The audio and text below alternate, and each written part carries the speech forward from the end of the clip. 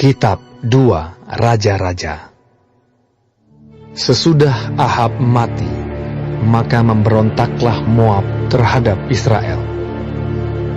Pada suatu hari, jatuhlah Ahazia dari kisi-kisi kamar atasnya yang ada di Samaria, lalu menjadi sakit.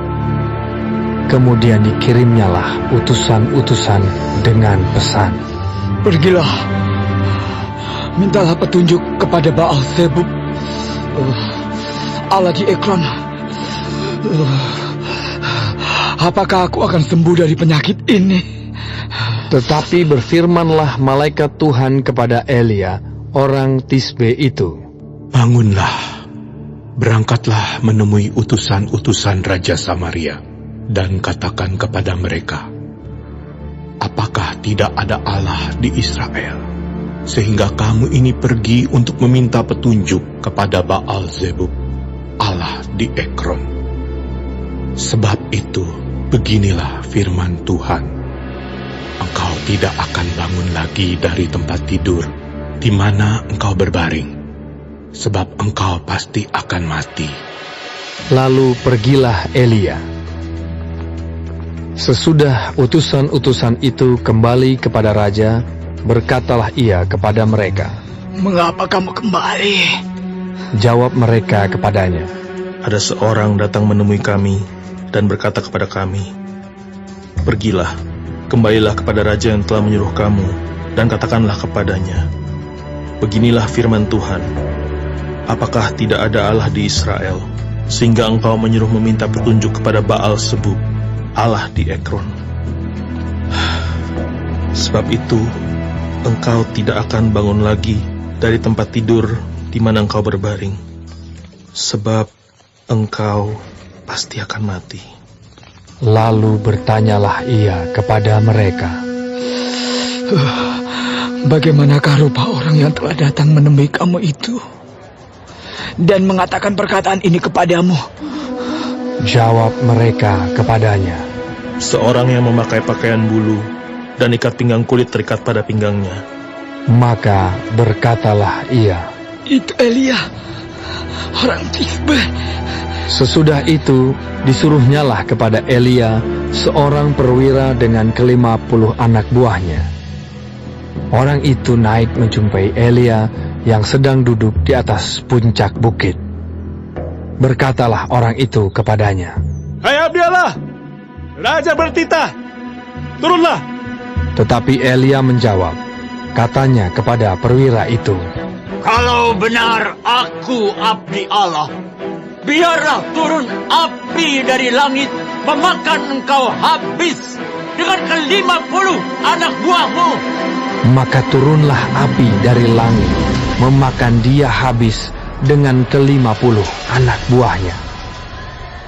Kemudian raja menyuruh pula kepadanya seorang perwira yang lain dengan ke-50 anak buahnya. Lalu orang itu berkata kepada Elia, "Hai abdi Allah, beginilah titah raja, segeralah turun." Tetapi Elia menjawab mereka, "Kalau benar aku abdi Allah, biarlah turun api dari langit memakan engkau habis dengan ke-50 anak buahmu." Maka turunlah api Allah dari langit memakan dia habis dengan ke-50 anak buahnya. Kemudian raja menyuruh pula seorang perwira yang ketiga. Lalu naiklah perwira yang ketiga itu, dan sesudah sampai, berlututlah ia di depan Elia, serta memohon belas kasihan kepadanya. Katanya, "Ya abdi Allah, biarlah kiranya nyawaku dan nyawa ke-50 orang hamba-hambamu ini berharga di matamu. Bukankah api sudah turun dari langit memakan habis kedua perwira yang dahulu dengan ke-50 anak buah mereka? Tetapi sekarang, biarlah nyawaku berharga di matamu." Maka berfirmanlah malaikat Tuhan kepada Elia, "Turunlah bersama-sama dia, janganlah takut kepadanya." Lalu bangunlah Elia dan turun bersama-sama dia menghadap raja. Berkatalah Elia kepada raja, Beginilah firman Tuhan. Oleh karena engkau telah mengirim utusan-utusan untuk meminta petunjuk kepada Baal Zebub, Allah di Ekron, seolah-olah tidak ada Allah di Israel untuk ditanyakan firman-Nya, maka sebab itu engkau tidak akan bangun lagi dari tempat tidur di mana engkau berbaring, sebab engkau pasti akan mati. Maka matilah raja sesuai dengan firman Tuhan yang dikatakan oleh Elia. Maka Yoram menjadi raja menggantikan dia dalam tahun kedua zaman Yoram bin Yosafat, Raja Yehuda, sebab Ahazia tidak mempunyai anak laki-laki. Selebihnya dari riwayat Ahazia, apa yang dilakukannya, bukankah semuanya itu tertulis dalam kitab sejarah raja-raja Israel?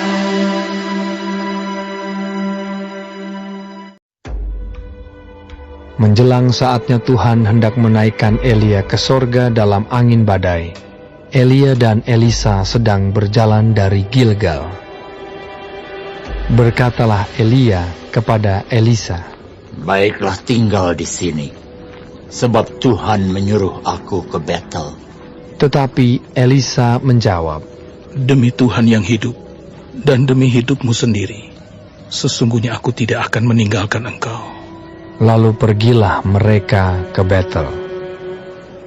Pada waktu itu, keluarlah rombongan nabi yang ada di Betel mendapatkan Elisa. Lalu berkatalah mereka kepadanya, Sudahkah engkau tahu bahwa pada hari ini Tuhanmu akan diambil daripadamu oleh Tuhan, terangkat ke sorga? Jawabnya, Aku juga tahu. Diamlah. berkatalah Elia kepadanya, Hei Elisa, baiklah tinggal di sini, sebab Tuhan menyuruh aku ke Yeriko. tetapi jawabnya, Demi Tuhan yang hidup, dan demi hidupmu sendiri, sesungguhnya aku tidak akan meninggalkan engkau. lalu sampailah mereka di Yeriko.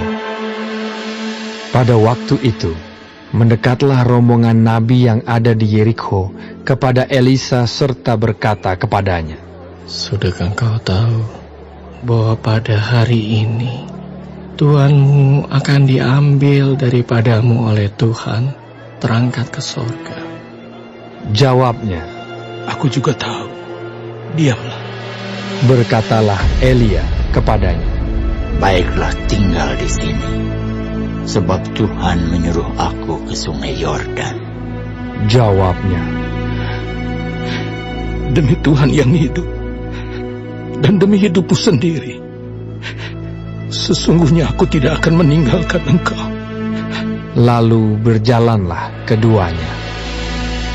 50 orang dari rombongan nabi itu ikut berjalan, tetapi mereka berdiri memandang dari jauh ketika keduanya berdiri di tepi sungai Yordan. Lalu Elia mengambil jubahnya, digulungnya, dipukulkannya ke atas air itu, maka terbagilah air itu ke sebelah sini dan ke sebelah sana, sehingga menyeberanglah keduanya dengan berjalan di tanah yang kering. Dan sesudah mereka sampai di seberang, berkatalah Elia kepada Elisa, Mintalah apa yang hendak kulakukan kepadamu, sebelum aku terangkat daripadamu. Jawab Elisa, Biarlah kiranya aku mendapat 2 bagian dari rohmu. berkatalah Elia, Yang kau minta itu adalah sukar, tetapi jika engkau dapat melihat aku terangkat daripadamu, akan terjadilah kepadamu seperti yang demikian. Dan jika tidak akan terjadi. Sedang mereka berjalan terus sambil berkata-kata, tiba-tiba datanglah kereta berapi dengan kuda berapi memisahkan keduanya. Lalu naiklah Elia ke sorga dalam angin badai. Ketika Elisa melihat itu, maka berteriaklah ia, Bapakku, Bapakku, kereta Israel dan orang-orangnya yang berkuda. Kemudian tidak dilihatnya lagi lalu direngkutkannya pakaiannya, dan dikoyakkannya menjadi 2 koyakan. Sesudah itu, dipungutnya jubah Elia yang telah terjatuh. Lalu ia berjalan, hendak pulang dan berdiri di tepi sungai Yordan. Ia mengambil jubah Elia yang telah terjatuh itu, dipukulkannya ke atas air itu sambil berseru, Di manakah Tuhan Allah Elia? Ia memukul air itu, lalu terbagi ke sebelah sini dan ke sebelah sana, maka menyeberanglah Elisa. Ketika rombongan nabi yang dari Yerikho itu melihat dia dari jauh, mereka berkata, Roh Elia telah hingga pada Elisa. Mereka datang menemui dia, lalu sujudlah mereka kepadanya sampai ke tanah. Mereka berkata, Coba lihat, di antara hamba-hambamu ini ada 50 orang laki-laki, orang-orang tangkas. Biarlah mereka itu pergi mencari Tuhanmu. Jangan-jangan ia diangkat oleh roh Tuhan dan dilemparkannya ke atas salah satu gunung atau ke dalam salah satu lembah. Elisa menjawab, Janganlah suruh pergi. tetapi ketika mereka mendesak-desak dia sampai memalukan, maka berkatalah ia, Suruhlah pergi. mereka menyuruh 50 orang. Orang-orang ini mencari 3 hari lamanya, tetapi tidak bertemu dengan Elia. Ketika mereka kembali kepada Elisa yang masih tinggal di kota Yerikho, berkatalah ia kepada mereka, Bukankah telah kukatakan kepadamu, jangan pergi? Berkatalah penduduk kota itu kepada Elisa, Cobalah lihat, letaknya kota ini baik, seperti Tuanku lihat. Tetapi airnya tidak baik, dan di negeri ini sering ada keguguran bayi. Jawabnya, Ambillah sebuah pinggan baru bagiku, dan taruhlah garam ke dalamnya. maka mereka membawa pinggan itu kepadanya. Kemudian pergilah ia ke mata air mereka dan melemparkan garam itu ke dalamnya, serta berkata, Beginilah firman Tuhan, telah kusehatkan air ini, maka tidak akan terjadi lagi olehnya kematian atau keguguran bayi. Demikianlah air itu menjadi sehat sampai hari ini, sesuai dengan firman yang telah disampaikan Elisa. Elisa pergi dari sana ke Betel, dan sedang ia mendaki, maka keluarlah anak-anak dari kota itu, lalu mencemoohkan dia serta berseru kepadanya.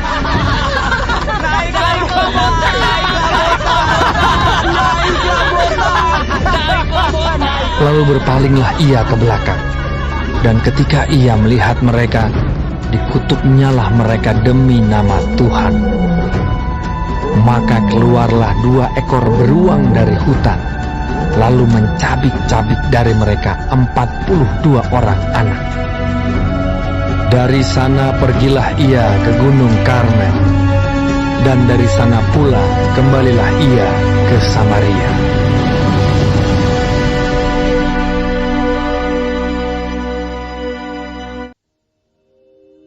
Yoram anak Ahab menjadi raja di Samaria atas Israel dalam tahun ke-18 zaman Yosafat, raja Yehuda, dan ia memerintah 12 tahun lamanya.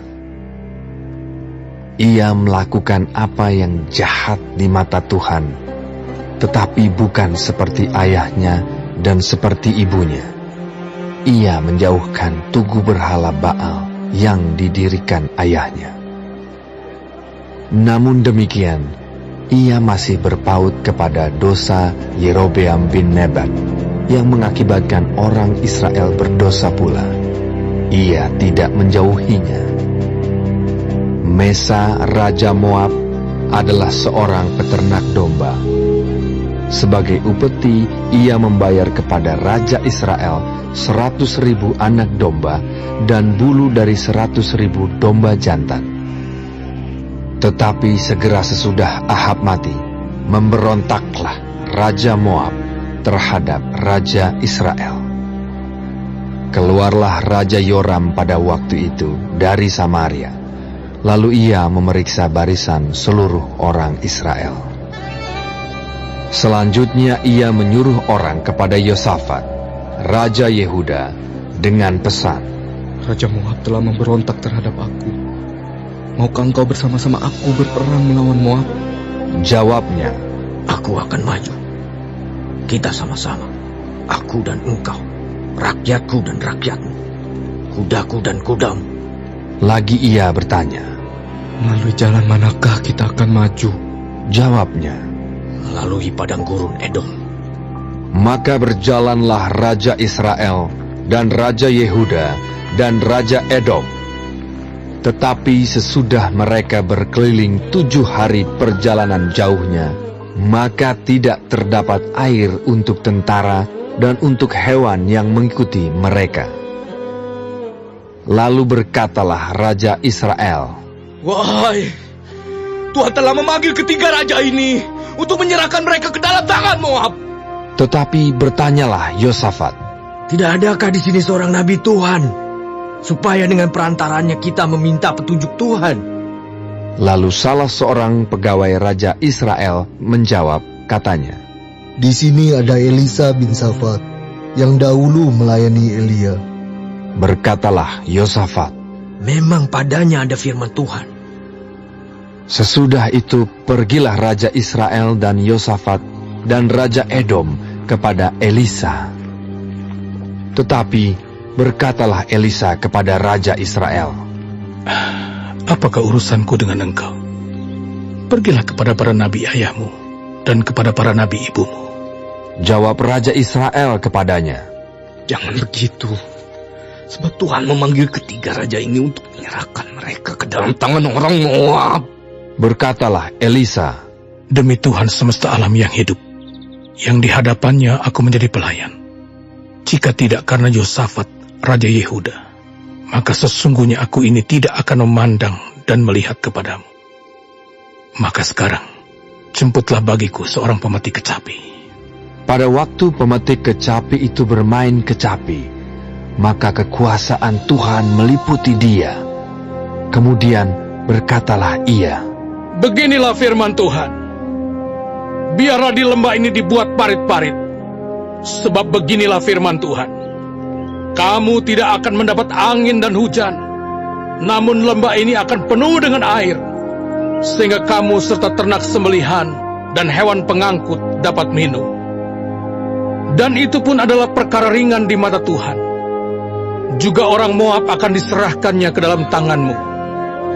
Kamu akan memusnahkan segala kota yang berkubu dan segala kota pilihan. Kamu akan menumbangkan segala pohon yang baik. Kamu akan menutup segala mata air. Dan kamu akan merusakkan segala ladang yang baik dengan batu-batu. keesokan harinya, ketika orang mempersembahkan korban, datanglah dengan tiba-tiba air dari arah Edom, lalu penuhlah negeri itu dengan air. Ketika didengar seluruh orang Moab bahwa ketiga raja itu telah maju memerangi mereka, maka dikerahkanlah semua orang yang masih sanggup menyandang pedang, bahkan orang-orang yang lebih tua juga. Kemudian mereka ditempatkan di tepi perbatasan. Keesokan harinya pagi-pagi, ketika matahari bersinar atas permukaan air itu, tampaklah kepada orang Moab itu bahwa air di sebelah depannya merah seperti darah. Lalu berserulah mereka, Itu darah! Tentulah raja-raja itu telah berbunuh-bunuhan, yang seorang membunuh yang lain. Maka sekarang, marilah menjarah hai orang-orang Moab. Tetapi ketika mereka sampai ke perkemahan orang Israel, maka bangkitlah orang Israel itu, lalu memukul orang-orang Moab sehingga mereka lari dari situ. Dan makin jauhlah mereka menerobos ke dalam Moab, sambil menewaskan orang-orang Moab itu.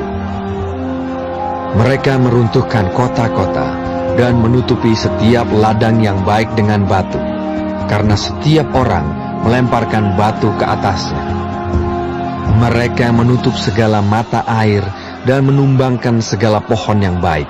sampai hanya Kir Hareset saja yang ditinggalkan. Tetapi kota ini ditembaki oleh orang-orang pengumban dari segala penjuru. Ketika Raja Moab melihat bahwa peperangan itu terlalu berat baginya, diambilnyalah 700 orang pemegang pedang bersama-sama dia untuk menerobos ke jurusan Raja Edom, tetapi tidak berhasil. Kemudian ia mengambil anaknya yang sulung, yang akan menjadi raja menggantikan dia, lalu mempersembahkannya sebagai korban bakaran di atas pagar tembok. Tetapi kegusaran besar menimpa orang Israel, sehingga mereka berangkat meninggalkan dia dan pulang ke negeri mereka.